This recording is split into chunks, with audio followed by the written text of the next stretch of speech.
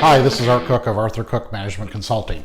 One of the things I want to spend a few minutes talking about is what's been going on over the past 3-4 weeks with COVID-19. We've had to change the way we do management and leadership significantly to reduce the threat to our businesses, to the safety of our employees, to the impact on our customers, and to the bottom line of the organization. So one of the first things I want to talk about is leadership in this situation. Leadership absolutely has to be rock solid. And what I mean rock solid, they need to be unwavering, they need to be focused, they need to be stoic during the whole process. And during crises like this, the team wants to be led.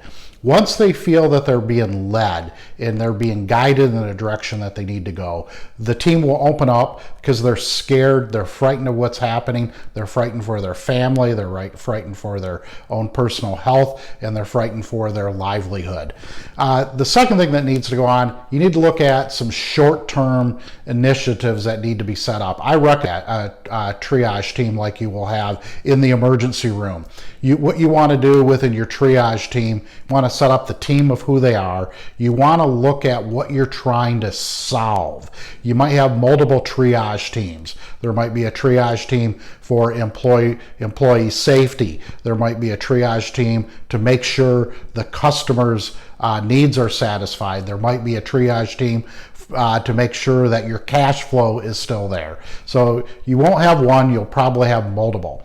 From each one of those triage teams, set up with the priorities that they have. I'm a big one for red, yellow, green, and blue. Red is immediate, yellow is urgent, green is standard business, and blue is maybe you can push all the way to the side. It's not standard, let's not worry about it, move on.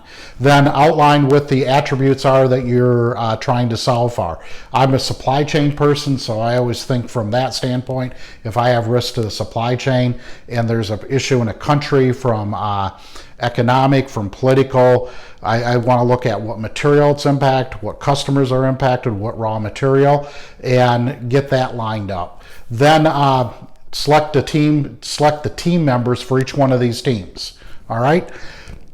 Be proactive. Don't sit there and wait for things to happen. If you have to start buying capacity at suppliers in a different region locally, do that. Go out there and sign a check, buy capacity, because you're going to probably need it in a situation like this to where you can get product to your customer.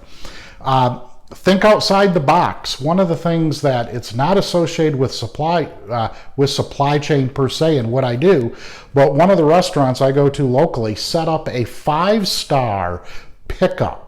And what it was, you would order your food, then what they would do is you'd say, okay, come to the restaurant, your food's going to be ready at a certain time. They would put you in a queue, they would text you, and you would pull up to a spot and they'd hand it to you, and they'd hand you everything you needed. It wasn't no waiting in lines, the food was piping hot, you had trays that you could return back to them. It was just absolutely fabulous, and it was almost like eating in their restaurant. So think about doing things like that for your customers to keep them happy. And one of the additional things associated with the short term, I always say, don't waste a crisis. Don't waste a recession. You know, it's a stressful time. We got to remain profitable, or we have to cut the losses the best we can do. But this is a perfect opportunity to do training and development. It's a perfect opportunity to hire for gaps, to double down on improvements, complete any maintenance that has to be done. Then, within the short term, you should be very successful.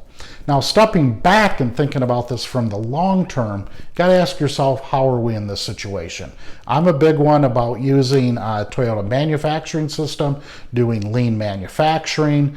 I constantly talk about working on inventory velocity. I feel as you improve inventory velocity, you lower the water level, you expose the rocks, and you find problems to solve. I say inventory is evil. The reason why I say inventory is evil, because it hides and delays fixing problems.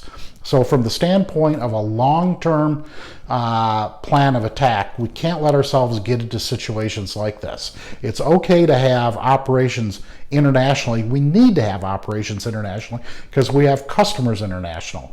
However, the product that we manufacture and the product that we assemble should be for those regional markets and not shipped halfway around the world. Whenever it's shipped halfway around the world, there's tremendous cost associated to it, tremendous risk associated to it. So what I feel the most important thing to do is work on using the Toyota manufacturing system, lean manufacturing, my philosophy of entropy busters, inventory is evil, to increase inventory velocity, improve quality, reduce non-value added, and we got to stop focusing on incremental improvements to cost. We got to take big swings at this and prove it big time. If this sounds like something you need to talk about, drop me a line, give me a call, drop me an email, and I look forward to talking to you about it. Thanks a lot, and have a great day.